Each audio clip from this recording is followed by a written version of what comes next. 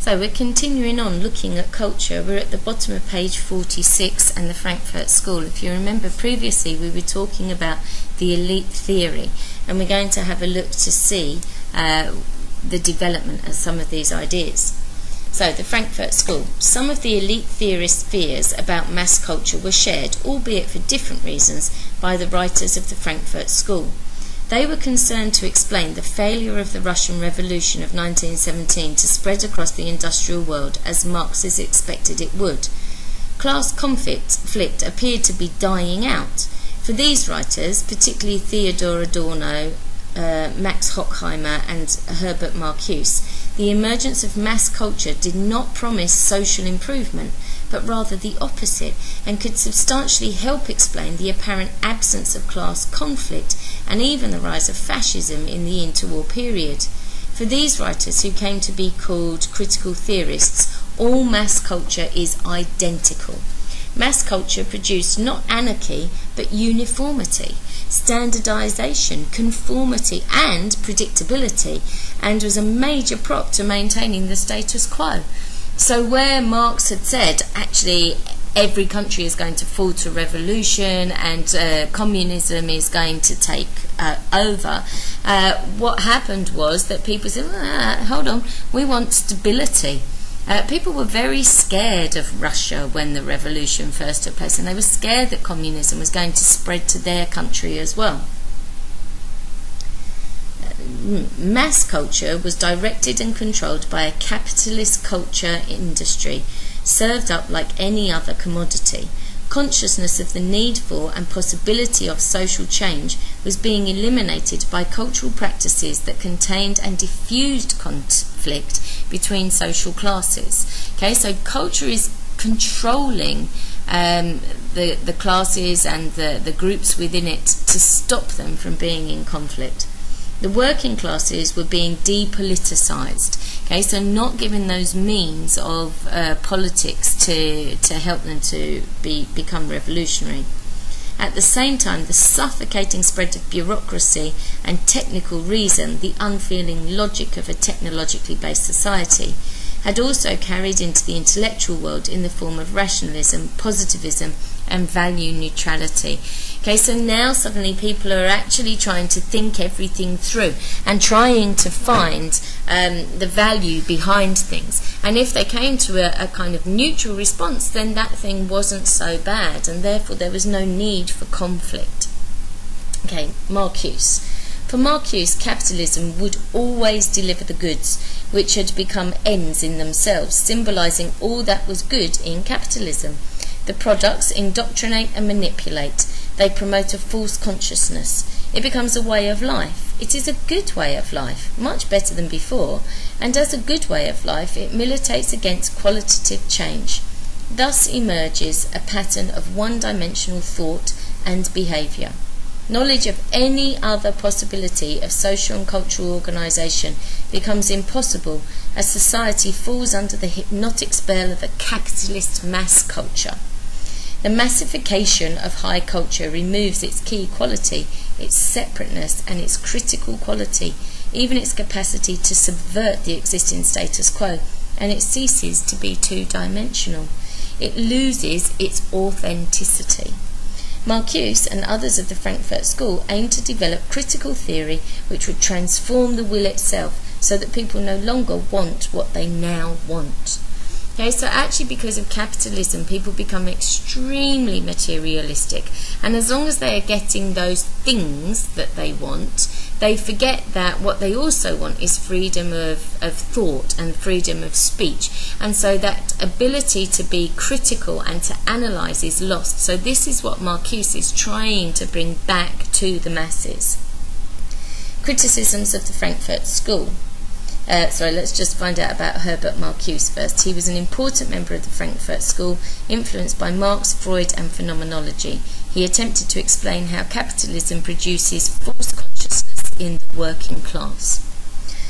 So back to the criticisms. Although the Frankfurt School theorists have been influential critics within cultural studies, they have been criticised by other Marxists for being insufficiently orthodox in their Marxism.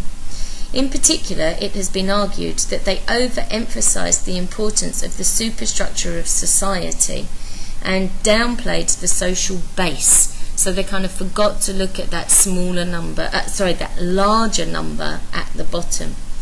In Marxism, the base refers to the economic conditions of production, and the superstructure refers to the social and political forms.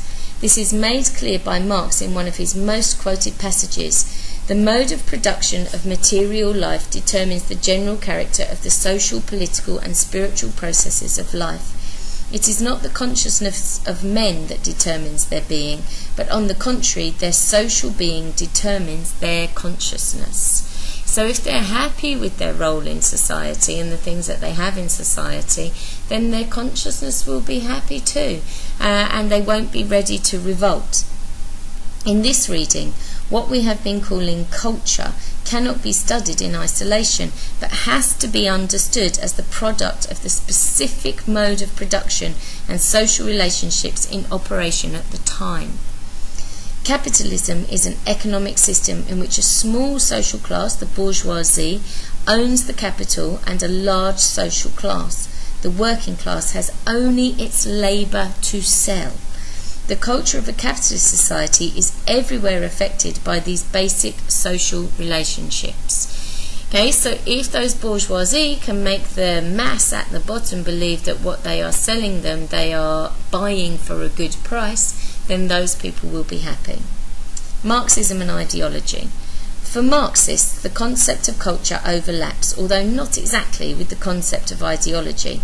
As Stuart Hall remarked, something is left over when one says ideology, and something is not present when one says culture. Culture operates along certain dimensions which ideology does not, while ideology in its turn brings into play a set of meanings which are not present in the concept of culture. Okay, so they overlap. The concept of ideology adds a political dimension to the concept of culture. Marx himself had no doubt where the leading ideas in society originate. The ideas of the ruling class are in every epoch the ruling ideas. That is, the class which is the ruling material force of the society is at the same time its ruling intellectual force. This formulation explicitly relates economics, politics and culture in a way which cultural theory does not. Okay, so with ideology we are pulling in the actual theories behind why something happens, and those people who are the wealthy ones within society will be the ones who are able to force their ideology onto other people. Many Marxists, however, have tried to develop a more subtle understanding of the relationship between the base of society and the superstructure, arguing that Marx can also be read in such a way as to show a two-way interaction between the two. Althusser. This interpretation is present in the writings of the French Marxist Louis Althusser, although his style of writing was itself far from straightforward and is itself the subject of many competing interpretations. This is particularly true of the way he uses the term ideology. In one formulation, he uses it to describe how ideology blinds people to the real nature of their social relationships, making them see imaginary relationships, not real ones. Ideology is profoundly unconscious. Furthermore, it is through ideology that social relations are reproduced through what he calls ideological state apparatus, for example, the family, education, religion, politics, and the culture industry. These are not neutral institutions, but are filled throughout with ideological assumptions, for example, the way knowledge is presented in the school. Okay, now all of this is fine, but what Althusser is saying is that actually these are just imaginary relationships. They're false. We don't really want to be in them. We're just forced into them by the ideology of the society or the culture that we live in. And you know, there are many people who are unhappy with the family that they live in and they clash with them. But then at the same time, there are many people who are in devoted, happy, loving families, and you know, that's very difficult to say that that is actually profoundly unconscious, or that it is you know, it's an imaginary relationship, because it's very true to many people. but by being a part of these groups, you then fall into the ideology that suits the culture that you live in and the society you live in. In turn, however, Althuser has been criticised for seeing ideology as all-pervasive and capitalism as all-powerful. There seem to be no chinks in the armoury of capitalist ideology. If it cannot be resisted or challenged, then the dominance of the bourgeoisie is permanent. It is for this reason that the concepts of hegemony, developed by the Italian Marxist Antonio Gramsci, has in recent decades been built into the way ideology is understood. Okay, so there was too much of an emphasis by Althuser of the importance of capitalism. In fact, he was pushing it so far that it would seem impossible that the proletariat or the working class would ever be able to overcome it. So Louis Althuser was a French communist intellectual and Marxist philosopher. He argued that social formations consist of distinct areas, economic, political and ideological, each of which has a level of independence from the others. The economic area determines the shape of a society in the last instance, but not without the influence of the other areas. And of course the economic comes from the bourgeoisie being in control. Hegemony. Hegemony refers not to ideological dominance but to ideological leadership, and does not presuppose that the ruling class will be the leading intellectual or moral force, or that the subordinate class or masses are passive and quiescent, just sitting back, letting everything happen to them. The hegemony of one group over another is never total, but has to be continually won, maintained, and reproduced in the form of consent. Okay, so people actually have to agree to this. It's not, society isn't going to work if the majority of the people actually don't agree to what is going on. This was, after all, how the bourgeoisie came to be the leading class, as it won social and political power from the aristocracy in the formation of the capitalist mode of production. Importantly, if hegemony can be won, then it can also be lost. In the resulting crisis of hegemony, when consent is being lost, order can only be maintained through the coercive power of repressive state apparatus, such as the army, the police and the prisons. This fact was of particular relevance to Gramsci, who spent much of his adult life in prison under Mussolini's fascist government. So although Gramsci was free to think the things that he wanted, when he actually spoke out against them, he was controlled by state apparatus. Okay, so you have to win the consensus of society to have that freedom to control how people think and the things that they want to be following. So Gramsci was an Italian Marxist imprisoned for 10 years by Mussolini. He's best known for the concept of hegemony. He argued that ideas are not produced in the economic base alone. He also identified the importance of civil society as an arena for struggle. Okay, so the ideas that a person has aren't just to do with the material things, the possessions that they can own. Hegemony is never fully achieved, as it ultimately always relies on consent. Gramsci describes this as a moving equilibrium. It is the possibility of punching holes in the canopy of hegemony that has allowed many writers to argue that what has traditionally been seen as mass culture is better described as popular culture, where cultural activity that has traditionally been seen as being imposed from above becomes seen as working class people gaining cultural space for themselves and transforming ideas and artifacts for their own purposes. This has also been construed as the beginnings of proletarian resistance. Okay, so now we're talking about popular culture. Mass culture is there for everybody, but popular culture are the things that the society and the majority of society seem to consent to, fitting in with hegemony. So popular culture. As with all the terms we have discussed in this section, popular culture has been variously defined. In this case, what matters is what it is being contrasted with. In some usages, it describes everything that is left over when high culture has been taken into consideration, or it is used as a synonym for mass culture. In these usages, popular culture is compared unfavourably with a pre-industrial folk culture, and as we have seen, is thought to have little intrinsic value or worth. Okay, so it's kind of a throwaway concept, not very important.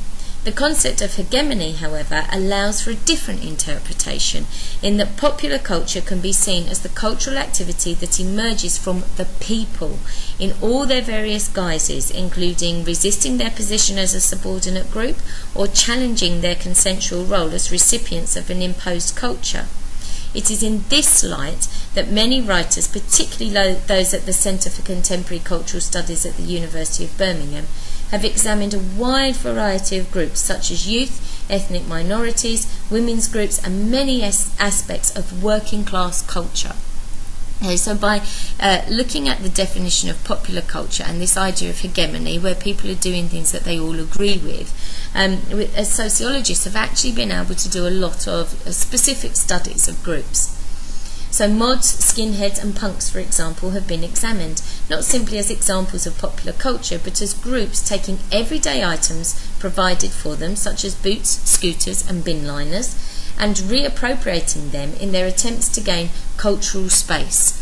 Okay, so where punks have started using safety pins to put through their nose or through their ears, they've taken something that is a simple thing within society and they've given it a different meaning. This challenge is seen not ahistorically but in the context of a breakdown in hegemony. How successful they are in achieving this and how they are reincorporated is of great importance to the usefulness of hegemony as an analytical concept. The authenticity of groups such as Rastafarians or punks has to be questioned if the oppositional content can be diffused, for this is what defines them as popular culture. In this definition, and they can be easily incorporated and become a source of profit for record companies and merchandisers, and in the process, it seems, become part of mass culture. Okay, so because these people take everyday things and they make them into symbols, they can become a part of the capitalist revolution, because people will start to make profit from them. So they, bin liners suddenly became a lot more expensive because punks were wearing them as items of clothing. And ultimately, whilst these people are rebelling, it's possible to bring them back into the accepted ways of society, the hegemony, as they grow older. You don't see many 50-year-old punks walking around with green Mohicans and safety pins through their ears, wearing bin liners, because they go through this period of rebellion and then they grow out of it and they realise they have to become responsible. So the fact that they can be pulled back into mass culture suggests that this is very short-lived and actually not very deep-rooted either. It is for this reason that popular culture in general is seen not simply as the culture of resistance, but as an area of negotiation and transaction, of exchange, between a culture imposed from above and its active consumption by popular forces. This process of resistance, challenge and incorporation recurs throughout the study of sociology. So there's a little bit of a rebellion, but it's not long-standing. Consumer culture. In modern popular culture, the individual is regarded primarily as a consumer, whose pursuit of a materialistic lifestyle is focused on the acquisition of standardized products and entertainments, such as cars, clothes, Hollywood films, and meals from fast food restaurants. The media reflect and thereby reinforce the image of the individual as a consumer. Okay, so you see the numerous adverts that there are that are encouraging people to buy certain things. This is obviously the case with advertisements, which are designed to inform and persuade an audience whose members are seen as potential customers for the product or service on offer. But the same point can also be seen in the way that the media place such an emphasis on providing entertainment for the consumer. Consider the content of the popular newspapers, for example, which is based mainly on stories which are intended to take the reader away from the reality of his or her everyday life. For example, stories about serious crime, disasters, celebrities and professional sport. Okay, the majority of us are not going to be able to become professional sports players or celebrities. And so we like to read about them in the media because we want to find out what they're doing. So this is also a consumer culture because we're appealing to get more people to buy these forms of media. The media pay very little attention to covering the concerns of people as workers rather than as consumers, despite the fact that work occupies such a large proportion of our time. The media provide us with very few details of what the process of wealth creation involves and its effects on people. Okay, so we don't want to be reading about what we do every day. Okay, I don't like watching TV programs that are about schools because I think, well, that's what I do every day, so I don't need to watch it. And in the same way, I like to read newspaper articles about celebrities because it gives you a bit of a break from the world that you live in. And the newspapers don't want us to be thinking too much about the economic side of things and and the profits that the bourgeoisie are making or the capitalists are making. Much of the political debate conducted in the media also assumes that the reader or viewer is a consumer. For example, journalists frequently question politicians about how their policies will affect the standard of living of the ordinary person in the street, and what actions they intend to take to provide better services, hospitals, education, roads, etc. for the taxpayer. The connection is rarely made in the media that many of the people who benefit from lower taxes and improved services will also be producers, workers and owners of businesses, whose interests might suffer as a consequence of the very policies that bring benefits to them in their other role as consumers. So when media are talking to politicians, they want to appeal to the mass of the people. Therefore, they ask what those things will do to help them. But those will also help the people who are the owners and the controllers of the society.